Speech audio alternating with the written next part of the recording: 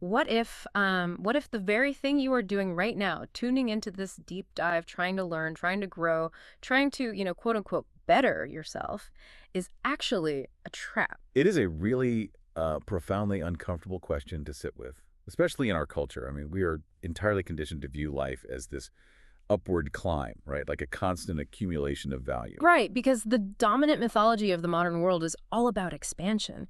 It's this pervasive idea that you start off as kind of an empty vessel or maybe even a slightly defective one, and your life's purpose is to just fill yourself up. Exactly. You need to gather more achievements, optimize your morning routine, build a wider network, all to finally arrive at some better version of yourself.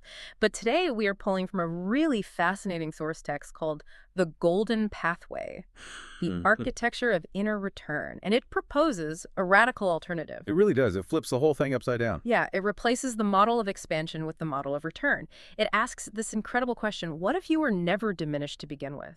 And that, right there, is the exact pivot point, where the entire multi-billion-dollar self-improvement industry essentially makes a structural error right out of the gate. Right. The traditional models of both self-help and spiritual growth, they generally assume that the self starts out is insufficient. They position you at the starting line as a flawed project. But what we're looking at today in this deep dive is a complete reorientation. Moving away from the becoming. Yes, moving away from constantly trying to become someone new Right. and instead focusing on remembering who you already are. The fundamental premise here is that you don't walk towards yourself, you walk from yourself. I love that phrasing. But, okay, let's unpack this a bit, because when I first hear a term like the golden pathway, I immediately picture a literal glowing brick road. Sure, like the Wizard of Oz. Exactly. I think most of us assume a pathway means finding a highly specific career or, discovering that one true calling or reaching some luminous finish line where everything finally makes perfect sense. Which is the first and arguably the most costly misunderstanding the text actually addresses. Oh, really? Yeah, if you treat the golden pathway as a destination, you will spend your entire life feeling lost. Yeah. I mean, it is not a profession. It isn't a perfect romantic partner. It's not a tax bracket, and it's not a geographic location. The text defines it instead as a quality of orientation. Meaning what exactly? Like a compass heading. Yes, very much like a compass. Mm. It's a way of moving through your everyday experiences that aligns with the deepest truth of what you are. It's less like a road drawn on a map that you can physically point to, and much more like an invisible current beneath the water. Oh, I see You it. can't see the current from the surface, but once you surrender to it, the pull is unmistakable. And crucially, that current flows inward. Inward toward our origin rather than, upward towards some societal peak. Precisely. And this ties perfectly into the author's alchemical use of the word gold. When people think of alchemists, they usually picture these eccentric medieval scientists in candlelit rooms. Trying to turn literal lead to literal gold. Right, trying to get rich. Yeah, some early version of a get-rich-quick scheme. Exactly. But at their deepest, most esoteric level, true alchemists were not interested in metallurgy at all. They were using a physical metaphor to describe an interior process.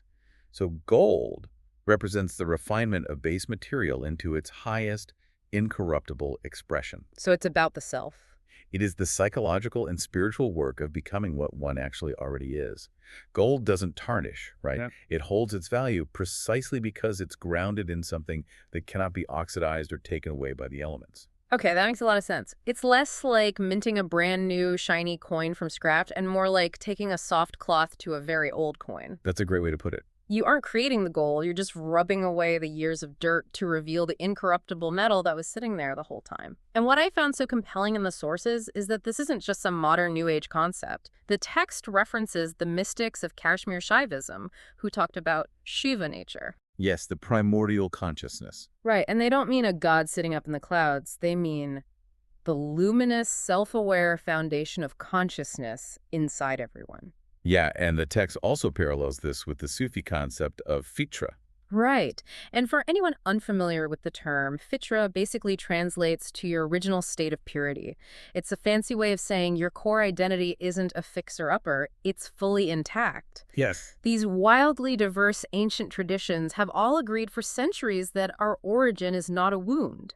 Our original state is whole. Which means the act of returning isn't a regression. You aren't retreating into the past or acting like a child. The text argues that this return is actually the most advanced, mature movement available to human consciousness. All right, but hold on. Let me play devil's advocate here for a second, because this all sounds beautiful in a, philosophical, sit on a cushion kind of way. But what does this actually mean for you and me on a random Tuesday afternoon? If this pathway is entirely inward and all the meaning is already inside us, doesn't this philosophy demand that we just withdraw from society? Not at all. I mean, I have a mortgage, I have a boss. Mhm. If I'm supposed to just return to my inner gold, do I quit my job, ignore the world, and go live off the grid? Like, how can the outer world not be the primary focus when it literally dictates our survival? It's a really vital pushback, and it's one the source material explicitly anticipates. The text is incredibly firm on this. This is absolutely not a philosophy of withdrawal. Okay. The world does not need to be escaped, and it certainly shouldn't be ignored. The world is real. Your mortgage is real. Yeah. The texture of life, the beauty, the suffering, your relationships, your obligations, all of it is completely valid. Right. And here is the mechanism that changes everything. Uh-huh. The world is simply not primary in terms of your identity. So meaning isn't something I can extract from my job title or my bank account? Exactly. Meaning is not produced by the outer world. The fundamental error of the expansion model we talked about earlier is the if-then promise. Oh, yeah. If I get this, then I'll be happy. Right. It tells you, if I achieve this promotion or if I find this perfect partner, then I will finally arise and feel complete. But as anyone who has achieved a major goal knows, there is no arrival out there. There is only the next horizon. Always moving the goalposts. Always. The text argues that meaning actually flows outward from what is known inwardly. You don't go out into the world to scavenge for who you are. You come from who you are, and you meet the world there. Wow.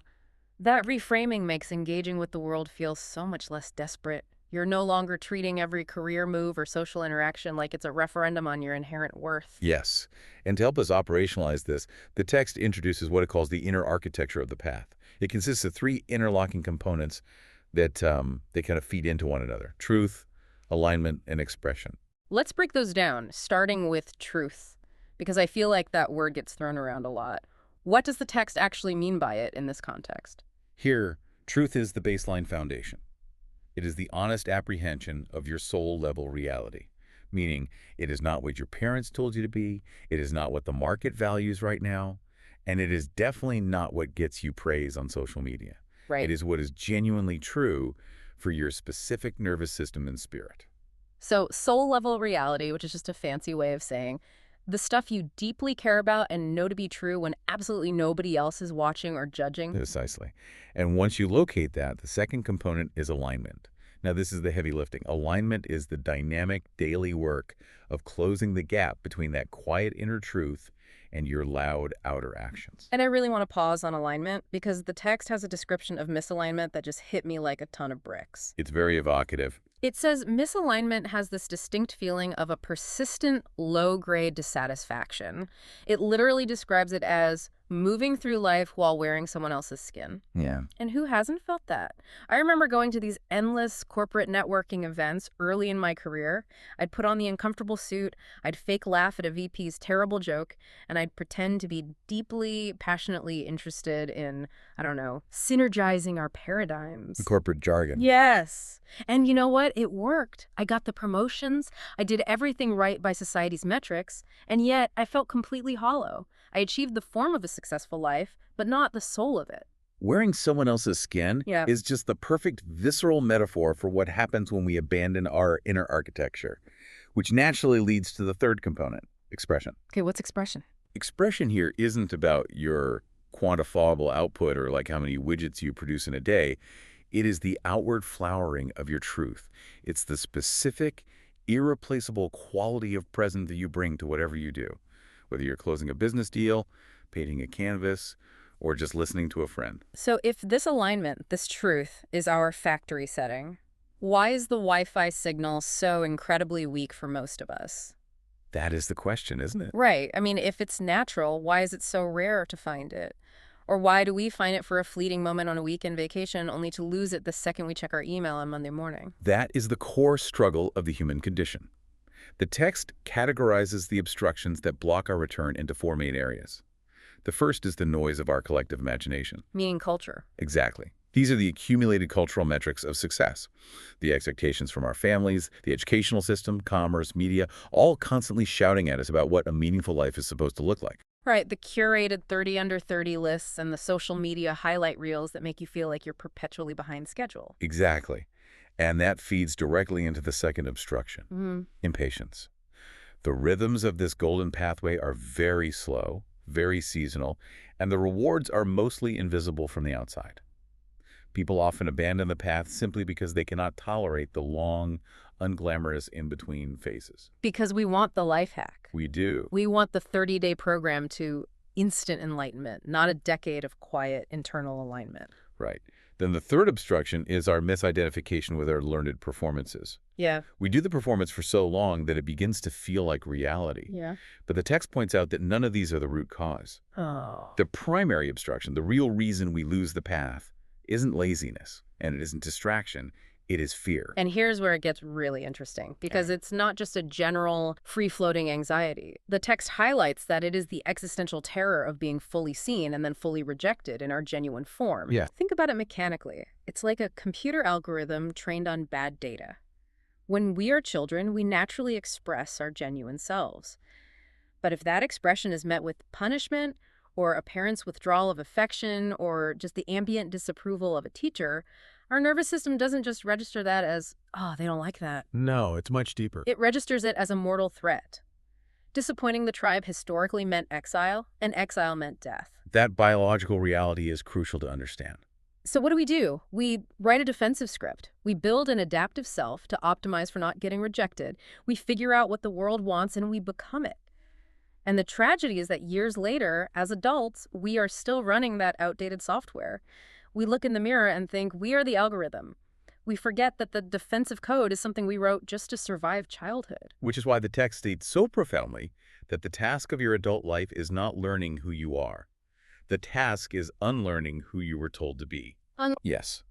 When your genuine self has been buried under decades of survival programming, recovering it requires serious interior excavation. But unlearning that, taking off armor you've worn your whole life to stay safe, that sounds brutally painful. I mean, it leaves you exposed. So how do we actually debug this code? How does a person walk this pathway practically, especially when everything in their nervous system is screaming that it's unsafe to be authentic? The author does not sugarcoat this process. Walking the path is demanding. The text outlines 3 prerequisites that are entirely uncompromising. Okay. First, radical honesty. This does not mean constantly beating yourself up over your flaws. It means looking clearly at what you actually value and desire without the distortion of what you are supposed to value. Right. Second, it demands a high tolerance for uncertainty because walking your own path means abandoning the maps that society handed you. And third, which is perhaps the most difficult, it demands a willingness to disappoint. Wow. A willingness to disappoint. I really want to frame that for you listening to this, because that goes against every people-pleasing instinct we have. It does. It really does. But it isn't about becoming aggressive or antisocial. Yeah. It simply acknowledges the reality that choosing authenticity over accommodation inevitably means you will enter territory that others do not approve of or simply don't understand. Yeah. If you are going to walk your genuine path, you have to grieve the fact that not everyone is going to cheer for you. From there, if you can accept those demands, the source outlines 5 practical moves to actually execute the return. Okay, walk us through how those mechanics work. What's move 1? Move 1 is listening inward without agenda. The signal of your truth is quiet and the world is loud.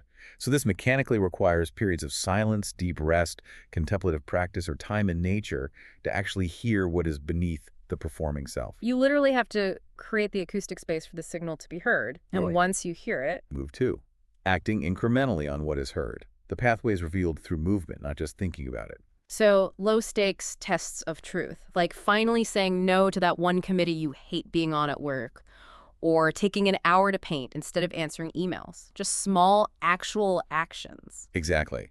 Because each small choice, made from truth rather than Right. performance, builds your capacity to trust the signal next time.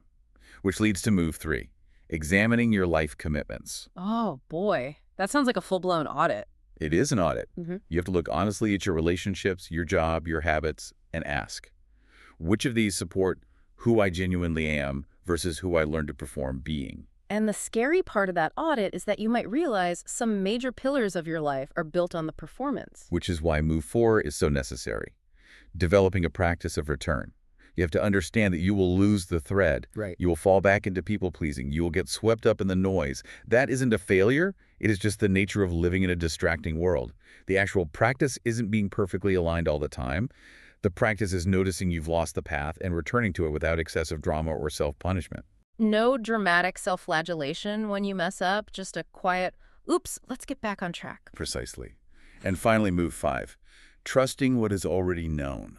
Hold on, that fifth move, trusting what is already known, that completely shifts how I view moments of indecision. The text makes such a powerful claim here. It argues that most people who are endlessly seeking their purpose or trying to figure out what to do with their lives actually already know the answer on some deep, visceral level. Yes. We don't suffer from a lack of information. We suffer from the gap between knowing and acting. That is the core friction of adult life. Yes. We build these incredibly elaborate structures of doubt. We convince ourselves we are confused, so we say, I need to read one more book, I need to get one more certification, I need to ask 3 more mentors for advice. Right, stalling. But we aren't actually confused, we're just stalling. We are using research as a procrastination tool to avoid doing the brave, terrifying thing we already undeniably know we need to do. The truth is just sitting there waiting for us to be brave enough to act on it. And if we tie this back to the broader picture of spiritual and psychological traditions, it perfectly explains why the deepest awakenings are rarely described as arriving somewhere foreign or new. People almost always describe it as recognizing something incredibly obvious. Like waking up. Yes, there's an aha moment where the ground you are always standing on suddenly becomes visible. The anxious reaching stops because you realize you don't need to wait for permission or confirmation from the outside world. You are the confirmation. So to synthesize all of this for you listening, engaging with this golden pathway is not a productivity framework. It isn't a life optimization protocol you can just plug into your Notion board to hack your way to success. Not at all. It is a deeply devotional relationship to your own truth. The movement of life, as we've uncovered in these texts, isn't about outward expansion or accumulating more armor. It is about inward deepening. It is the brave act of self-recognition. And returning to our foundational alchemical metaphor, we have to remember that the gold is not a prize waiting for you in a treasure chest at the end of a long, grueling road.